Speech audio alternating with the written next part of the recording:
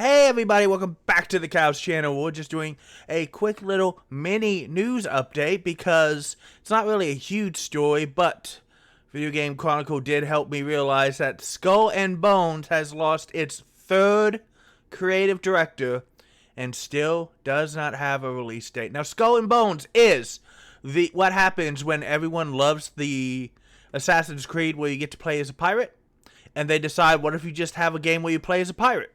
And so they made Skull and Bones. Now, this article is released September 6, 2023. And I want to let you guys know that this game was announced E3, which means, back when E3 was an actual thing, 2017. So let's take a look at this, because not only that, but Ubisoft Singapore is facing an organized labor campaign, and you know that those corporate suits don't like that.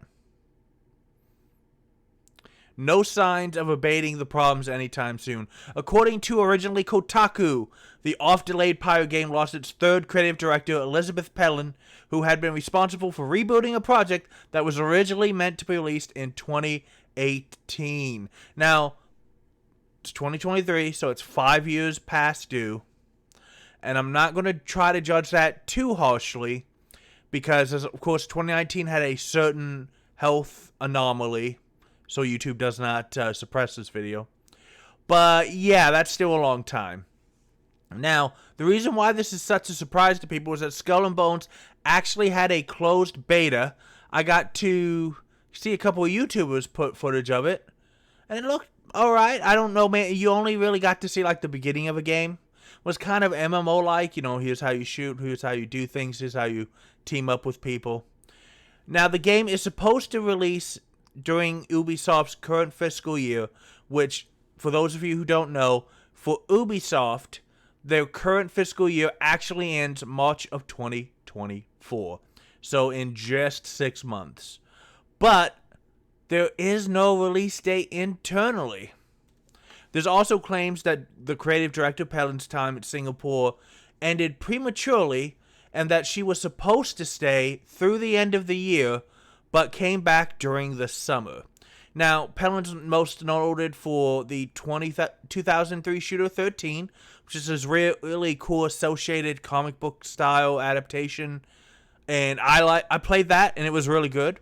And led the level design for Splinter Cell Pandora Tomorrow, which I also played and liked. So having someone of her skill be your creative director was not a bad choice to get this game back on track.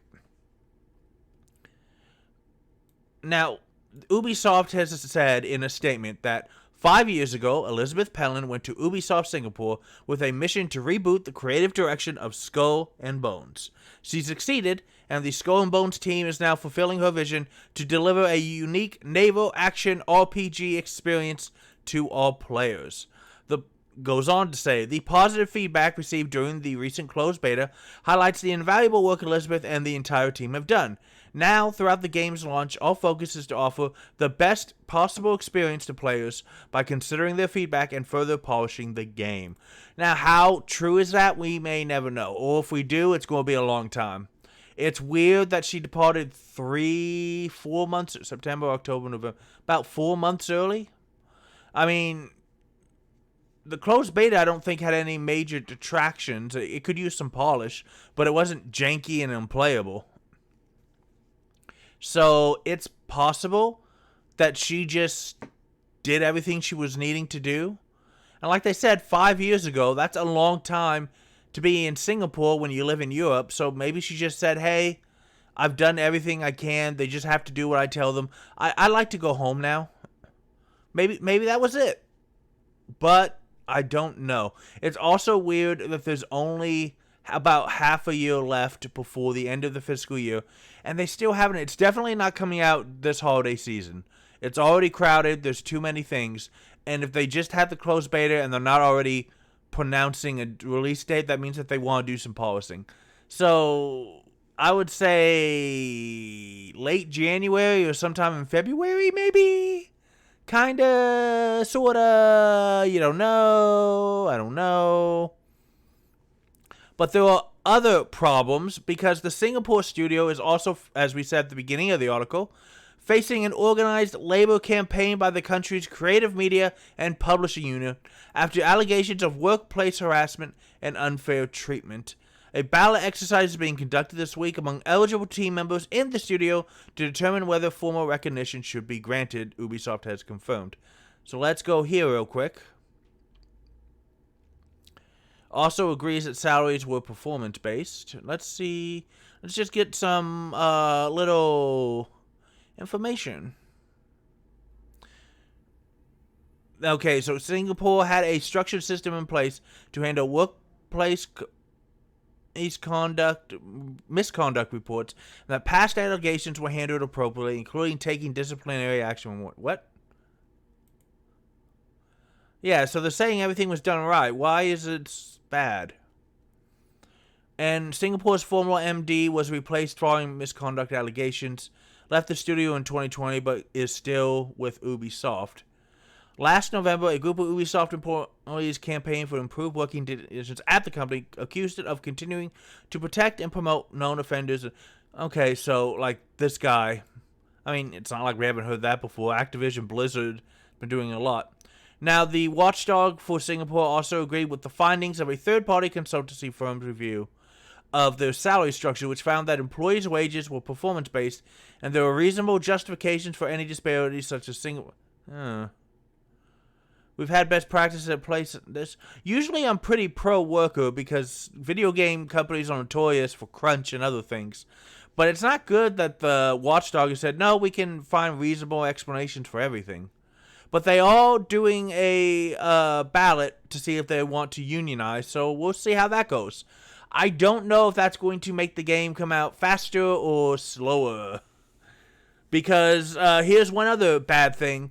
Ubisoft has confirmed that Skull and Bones will be its first $70 title. Now, if you don't know, Sony was complaining that Microsoft would be able to raise prices on their games, and actually became the first studio to release games for $70. And then Nintendo, I believe, made the recent Zelda a $70 game. Microsoft is going to do basically any AAA studio game is going to be $70 now, and that sucks. It really, really sucks. I don't like it. You don't like it. Nobody wants it, except for the money counters. Now, I get what they're saying, because game prices have not really increased, and they've been using the massive inflation that just started to cool off worldwide to justify this. But, I mean, we have stuff like this. We have stuff like Saints Row that came out, and these games would... I'm worried this game's going to be a really buggy disappointment, guys. Though I know there are a lot of people who are really looking forward to playing Pirate in the Indian Ocean, and I don't know if that's ever going to happen, or if it does happen, will it be good. Because, gosh darn it, this game has been outlined for so long that I just don't know, guys. I mean, I thought I was waiting a while for the next Super Robot Wars. It's not even been 2 years yet.